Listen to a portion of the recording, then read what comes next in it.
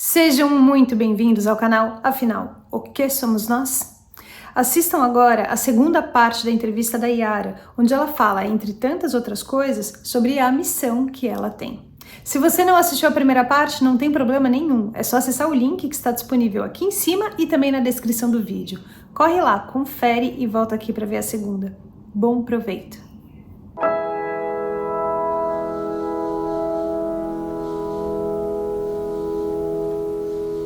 Aí eu olhava e via pedras verdes para todo lado. Falei, meu Deus, o que significa essas pedras verdes, né? E aí eu queria entender isso. Eu não sei resposta. E eu perguntava, né? Rezava, pedia, meditava, nada de resposta. Em 96, foi em 96, quando ela faleceu, dezembro, né? Ela faleceu em outubro, então foi novembro, né? Entre novembro e dezembro que eu sonhei com ela. Em janeiro eu comecei a sentir que eu tinha que mudar a minha vida. Estava muito complicado, o médico tinha dito que eu precisava mudar porque eu estava com excesso e cargas excessivas, eu precisava diminuir o meu ritmo, e muita coisa aconteceu, e aí vem aquela história que eu sempre sinto, até falo com meus pacientes, às vezes a gente acha que é uma coisa ruim aconteceu, e aí você vê que aquela coisa não era ruim, ela tinha um propósito maior, né? E a vida levou a acontecer um monte de outras coisas por causa da decisão que eu tomei. Eu decidi sair da empresa que eu estava como sócia, praticamente passei o nome, não peguei nenhum dinheiro, passei o nome da empresa para os sócios e falei, eu estou fora, saí, não quero mais, né? E minha vida deu uma virada grande aí, porque aí eu falei, bom, e agora? Eu não tenho dinheiro, não tenho trabalho, eu tenho que recomeçar, né? O que eu faço? E aí eu eu soube de um curso, né, que eu queria fazer nos Estados Unidos, só que eu não tinha dinheiro para isso. E eu escrevi perguntando como é que era, se era possível fazer esse curso e tal, e eles me responderam que sim, né, se era possível ter bolsa, eles me disseram que poderiam dar uma parte de bolsa. Falei, bom, mas eu não tenho dinheiro para o resto. E aí, um grande amigo, na época, me convidou para conversar com um senhor, que era judeu, que tinha uma fábrica, né, em São Paulo, e ele queria saber um pouco desses ensinamentos que eu já conhecia, né, desse mestre, enfim. E eu falei, ok, eu vou, mas eu não sei ir lá. Ele falou, não, o motorista vai te buscar, se você puder. Eu falei, vou, com todo prazer. E fui, conversando com ele, fui uma vez, ele falou, olha, vamos fazer o seguinte, eu queria que você viesse uma vez por semana, e eu te dou uma ajuda, né, de custo, te pago um valor por dia. Eu falei, não, eu sei que o nosso amigo falou, né, o Carlos, seu xará, que você está no momento de mudança, tal, então vai ser bom para te ajudar. Aí, tá bom. Comecei a ir, e um dia eu comentei com ele, né, isso foi assim, na terceira vez que eu tinha ido, eu comentei com ele, olha, tem um curso nos Estados Unidos, por que o senhor não vai fazer? Muito bom. Ele falou, minha filha, eu não tenho idade, não posso, minha esposa está doente, né, eu tenho que cuidar dela, então, não, por que você não vai? Eu não tenho condições, por que você precisa? E aí são as sincronicidades da minha vida, né? Aí eu falei, ele falou, me traz o seu passaporte. Mandou, conseguiu o visto, ele me financiou, ele falou, o único compromisso é quando você voltar me contar tudo que você aprendeu, tá? E aí eles me deram uma parte de bolsa e ele me pagou todo o resto. Todo o resto. Foi na Califórnia, em 1997, em San Diego. Aí eu fui, e foi assim, uma experiência incrível, porque em 97 eu tinha perdido um contato com uma pessoa que era muito querida para mim, em 1990. Em 97 eu fui nesse congresso e essa pessoa, que era até hoje um grande amigo, que eu não via há 7 anos também, estava lá, participando ele era tradutor simultâneo, fazendo a tradução simultânea, e nós nos reencontramos, né? Por que isso faz sentido na linha do tempo? Porque, primeiro, eu fui lá, descobri uma área de trabalho, que era terapia comportamental, que eram outras áreas que eu conheci lá nesse congresso, né? E acabei estudando tudo isso, virou a minha profissão, né? Mudou radicalmente meu trabalho, né? Eu era pedagoga já, mas trabalhava muito mais na área de administração da empresa e tal. Mudou radicalmente porque eu fui para a área da terapia. E esse grande amigo, na época, ele estava vivendo na Colômbia, né? E ele me convidou para ir à Colômbia. Comecei a fazer algumas palestras, cursos lá, acabei tendo pacientes na Colômbia também, e muitas experiências aconteceram na Colômbia, né? Uma conexão de unidade plena com a vida, em um momento que eu acordei de manhã, eu tinha feito uma meditação, e quando abri a janela e vi a Cordilheira dos Andes, eu senti que eu e a cordilheira éramos uma coisa só, não havia separação. Era novamente aquela experiência de unidade que eu tinha tido aos 20 anos. Né? E eu olhava para as montanhas e não havia montanhas ou Iara, havia uma única coisa, uma única energia, e como se eu olhava de cima e eu via tudo, mas tudo era eu, não havia separação. E quando eu retornei à consciência, não sei quanto tempo isso durou, quando eu voltei a mim, eu sentia um amor infinito por tudo, pela vida, por todas as pessoas, por mim, por todas as coisas, por todos os animais. Era um amor, assim, incondicional por tudo. E nesse momento o telefone tocou, né? E uma senhora que estava no telefone queria falar com esse meu amigo, nós dividíamos apartamento na época, em Bogotá, e ela contou, né, eu falei, olha, ele não está no momento, eu posso te ajudar, né? Aí ela falou, não, eu não estou bem, né? Eu precisava falar com ele e tal, porque normalmente eu, como é que é, eu faço confidências, né? Eu conto as coisas para ele e tal.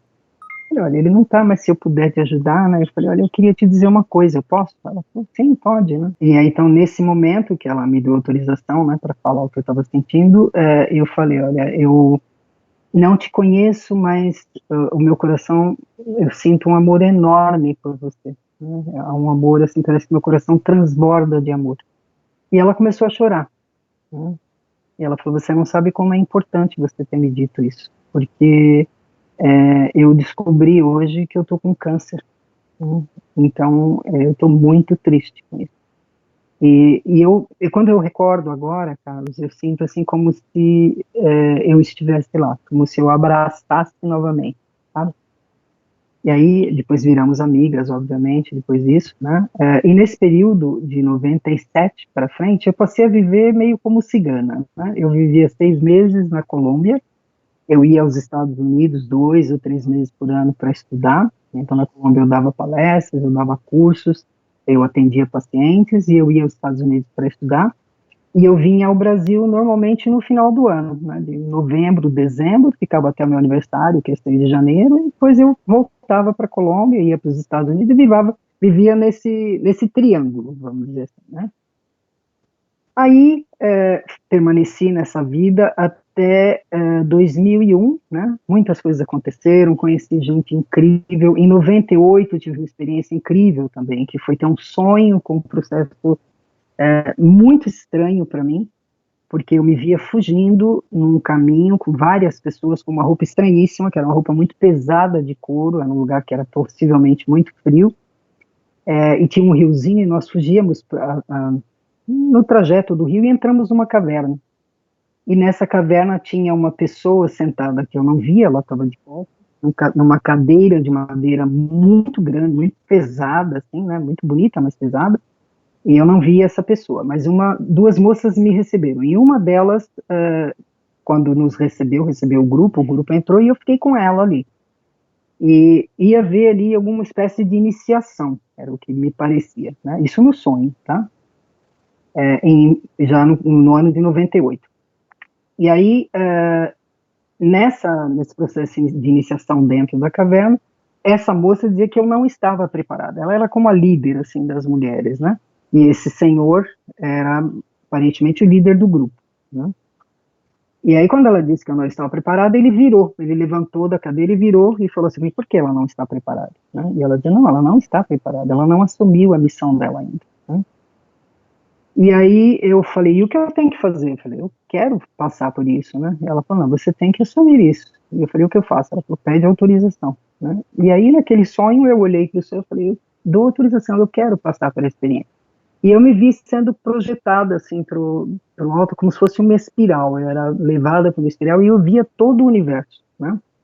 E naquela visão do universo, é como se eu fosse entendendo todas as coisas, o sentido da vida, o propósito da vida, e o caminho, essa linha do tempo, né? O processo que cada coisa acontecia era uma gota dentro da minha história, mas era o complemento dentro de processos que viriam para frente, né? Então era como tudo muito complementar, né? E aí, nesse sonho, nesse momento que eu vi tudo, entendi tudo, eu retornei e essa moça falou, agora você está preparada. Me levaram para dentro, né? Esse senhor falou, então, prepara ela fisicamente para a gente fazer o ritual, né, de iniciação, tá? E aí me levaram para uma caverna, várias pessoas estavam lá, eram 7 homens e 5 mulheres, né? E todos tinham uma roupa mais leve, ali era iluminada por tochas, no canto tinha assim uma espécie de uma cascata que caía dentro de uma, nem sei te dizer como era um lugar de pedra, assim, como se aquilo mantivesse a água ali, né? E ela escorria por baixo para algum lugar, não sei para onde. E aí me puseram uma roupa que era uma roupa num tom, todas elas estavam de branco, e me puseram uma roupa rosa, muito clarinha, muito fina, como se fosse assim um voal, muito fino, né? Uma roupa, uma veste muito fininha. Me mergulharam ali, eu entrei naquela cascata, entrei na água, quando entrei na água eu acordei. Eu achei aquele sonho, escrevi tudo, falei, nossa, que sonho, comentei com meu amigo, ele falou, nossa, que estranho, né? Bem forte, né? Bem intenso.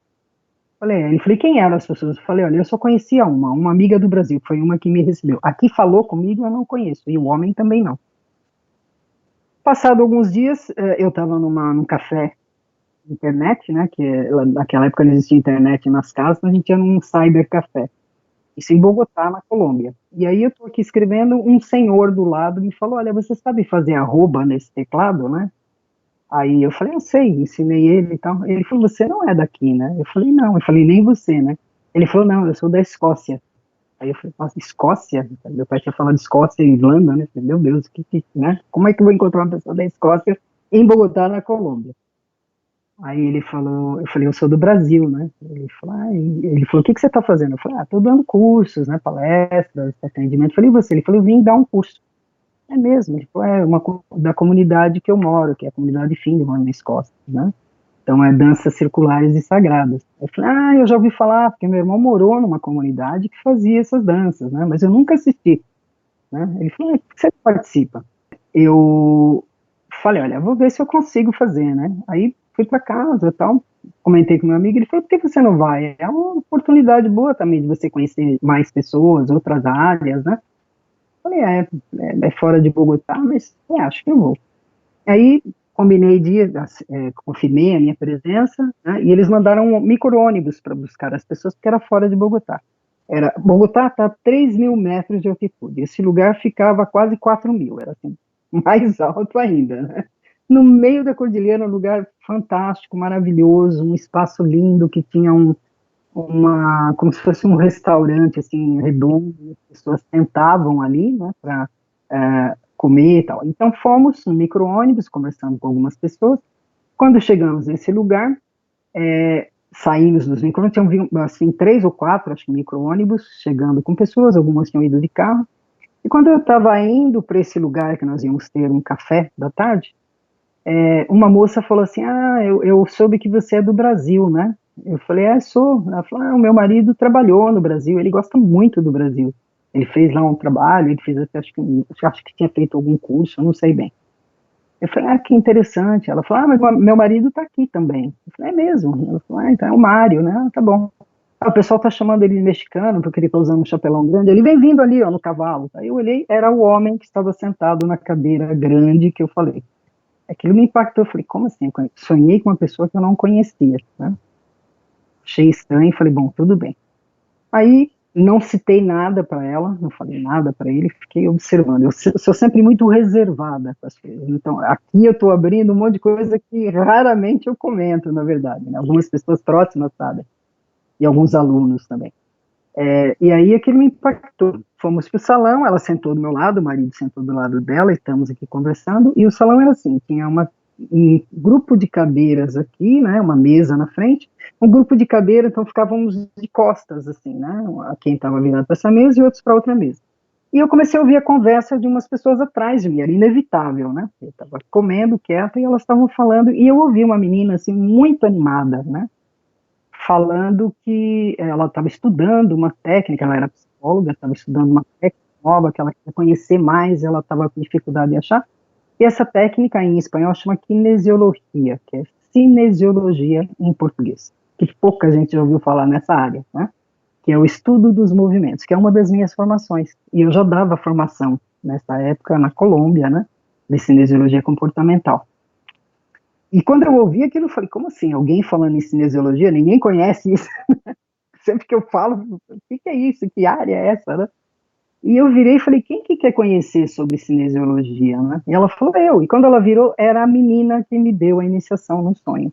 Né? O nome dela era Anne, se tornou uma grande parceira, eu contei para ela esse sonho, ela foi impactada, se tornou uma grande parceira em cursos e palestras, fizemos muito trabalho juntas, virou minha melhor amiga na Colômbia, a irmã dela também, até hoje é minha melhor amiga.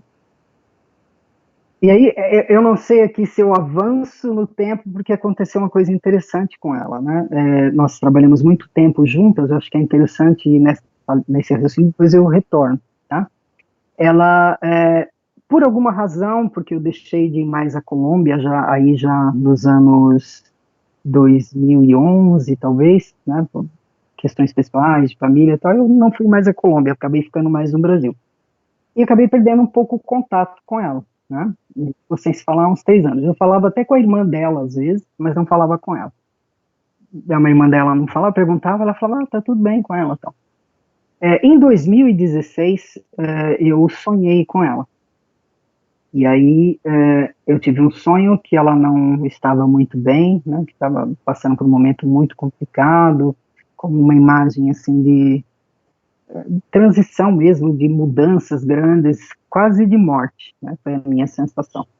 Na semana seguinte, a irmã dela me mandou um e-mail, falando, olha, eu queria que você olhasse essa imagem, que a gente brincava, e aí tem a ver com a minha mãe, a gente brincava de olhar imagens no café. A minha mãe fazia isso quando era pequena, a gente brincava um pouco isso. E ela mandou uma foto, né, do café que ela tinha olhado, e ela achou estranha a imagem que apareceu. E eu olhei e falei, olha, o que eu vejo, né? Eu vejo, assim, muita mudança, transformação, e acho que, assim, vejo também uma resistência, né? Um certo apego a algumas coisas, e é preciso soltar esse apego e deixar a vida fluir, porque senão gera muito sofrimento quando você agarra aquilo que já não faz parte. Mas eu não tinha a menor ideia de onde tinha surgido aquela imagem. E aí eu falei, olha, então de repente você vai mudar de emprego, falei com a minha amiga, né? De repente você vai mudar de emprego e tal. E ela falou, olha, a imagem não é minha, é da minha irmã, né? E ela vai descrever o que está acontecendo. E aí a irmã dela me escreveu, como um e-mail de despedida. Ela estava num câncer terminal e 15 dias depois ela faleceu. E ela falou que fez muito sentido para ela, porque ela fez todo um trabalho de desapego. Ela escreveu cartas para todo mundo que ela tem que se despedir, ela doou todas as coisas que ela tinha que doar, e ela não sabia quanto tempo ela tinha, mas 15 dias depois ela faleceu. Então aquilo me impactou muito, né? Isso já era 2016, tá? A gente trocou e-mails, na verdade, né, nesse período, nunca falando. Bom, e aí, o que aconteceu? Voltando lá, então, a Bogotá, né? Eu a conheci em 97, 98, nós ficamos amigas, trabalhamos muito, e aí, em 2000, no ano de 2001, eu conheci uma pessoa na casa de um dos meus irmãos, né? E meu irmão falou, olha, ela quer falar com você, né? Falei, comigo? Ele falou, ela tem, assim, um dom meio de clarividência, ela trabalha com técnicas de terapia alternativa e tal, e ela disse que precisava te dizer uma coisa. Eu falei, tá bom. Né? Ele falou, mas ela vai falar, ela não fala muito, não, rapidinho ela te passa alguma coisa que ela sentiu e tá tudo bem. Aí ela pediu para ir numa sala, ficamos 2 horas e meia conversando.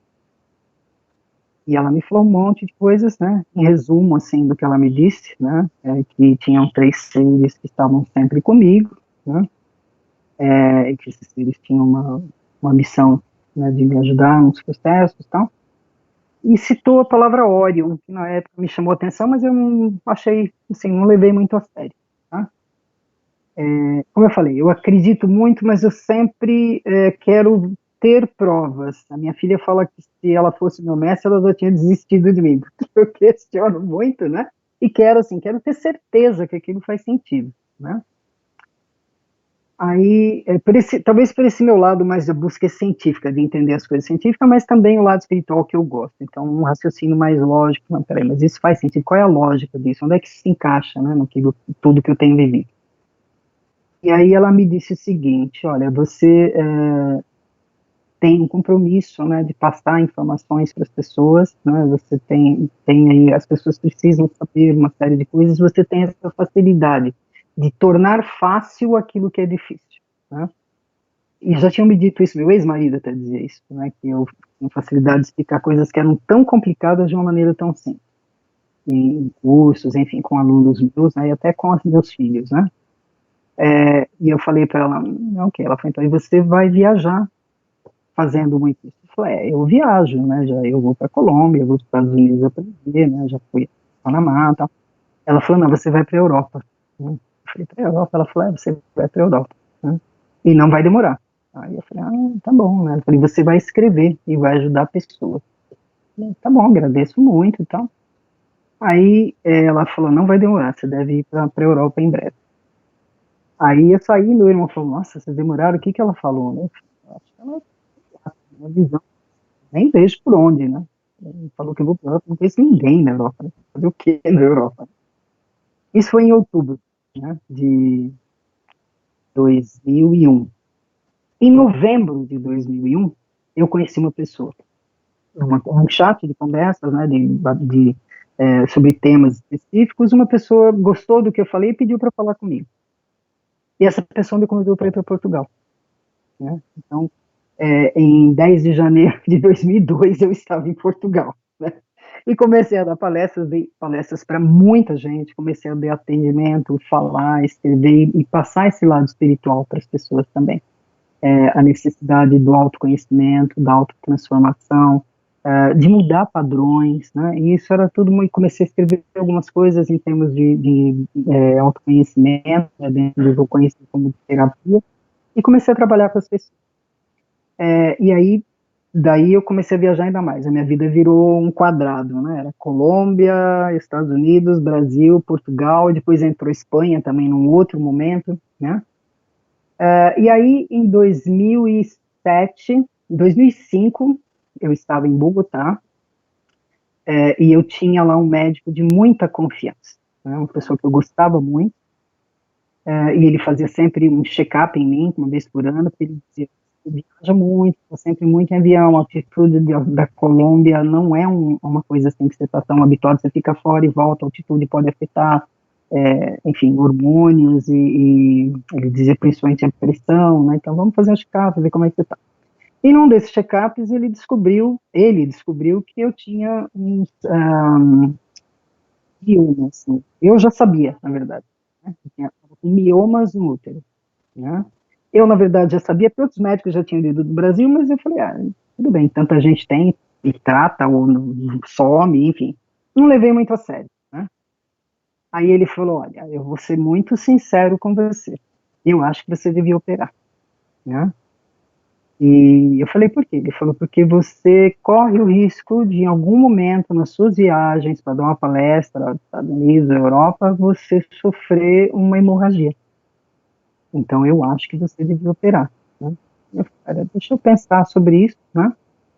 E a gente conversa. Tá? E aí, eu fui para casa, meditei muito, né? Falei, ok, que é da minha confiança, eu acho que eu vou operar. Já tinham me falado, eu não quis operar anteriormente, achei que era desnecessário. Ok, vamos então fazer a cirurgia. Isso em 2005. Né? Fiz os exames todos que ele pediu para fazer a cirurgia, chegamos a marcar o hospital, e aí eu tive um insight assim que eu não deveria fazer, né? Assim como uma intuição. Aí eu marquei com ele, olha, e falei, olha, eu não vou fazer. Ele falou, por quê? Mas já está tudo certo. Falei, eu não sinto que é hora de eu fazer essa cirurgia. Né? Eu falei, e aliás, eu marquei viagem, o mês que vem eu estou indo para Portugal. Né? Aí ele falou, bom, você que sabe, né, eu me preocupo muito. Eu falei, eu agradeço muito sua preocupação, eu sei que você está tendo a melhor das intenções, mas eu não sinto o que eu devo fazer. E voltei a Portugal, fiz toda a minha vida Portugal, palestras, né, fui à Espanha e tal, não a trabalho, fui a passeio, conheci algumas pessoas que depois abriram caminhos para mim a trabalho, voltei ao Brasil, fiquei no Brasil, voltei à Colômbia, né, entre 2005 e 2007. Em 2007, eu senti que eu devia fazer a cirurgia. Isso já era setembro de 2007. Liguei para ele, marquei hora, fui conversar, ele falou, não acredito que você está aqui, 2 anos depois, né? Eu falei, pois é, agora eu sinto que é hora de fazer a cirurgia. E marcamos, fiz os exames, estava tudo certo, fui para o hospital, né, um excelente hospital que tem em Bogotá. Fui para o hospital, ele chegou e falou, olha, vamos, então as enfermeiras vão colocar, acho que era catéter, né, que chama, que era no braço e tal. E eu tenho, assim, minhas veias são bem fininhas, elas estouram com facilidade, e elas tentaram pegar as veias em todo momento fora, foram 3 ou 4 enfermeiras na mão, no pé, e não conseguiram. Veio o anestesista e me falou, olha, elas não conseguiram, e é muito estranho, aí já começa a ficar estranho, porque eu sempre tive trauma de injeção na veia, de fazer exame de sangue, né, e eu estava extremamente calma, né, e elas tentavam e falavam, olha, estourou, e eu nem dor não sentia, eu falei, ok, tudo bem, então o que vai fazer agora, como é que nós vamos fazer? Chamaram o anestesista e ele falou, olha, você vai para a sala acordada, o que não é muito comum, né, mas lá na sala de cirurgia a gente vai colocar, eu mesmo vou colocar o catéter no seu pescoço, e aí a gente coloca anestesia, né, e você dorme e a gente faz a cirurgia. Tá bom. Entramos na sala, tudo ali, os médicos todos vestidinhos de verde, né, eu vendo aqueles médicos, tranquilíssima, uma tranquilidade que até espantava, né. Eu sou calma, mas era extremamente calma. E aí, eu olhava os médicos conversando e tal, e ele colocou o catéter, e quando ele falou para mim, a gente vai por anestesia, eu já não via mais aquelas pessoas. Tá? Assim que ele colocou o catéter, eu comecei a ver uma outra realidade. Não deixem de assistir a terceira parte da entrevista da Yara. O link está disponível para você aqui em cima e também na descrição do vídeo. Vai lá, você vai curtir. Se você gostou, por favor, se inscreva no nosso canal. Dê muitos likes, faça comentários, compartilhe com seus amigos, toca o sininho para você sempre saber quando chega vídeo novo, saído do forno. E se você tem alguma dúvida ou passou por uma EQM e gostaria de compartilhar a sua história com o mundo, por favor, nos escreva. O nosso e-mail é afinal-o-que-somos-nós@gmail.com. Essa é uma nova fronteira do conhecimento humano. Vamos juntos atravessá-la?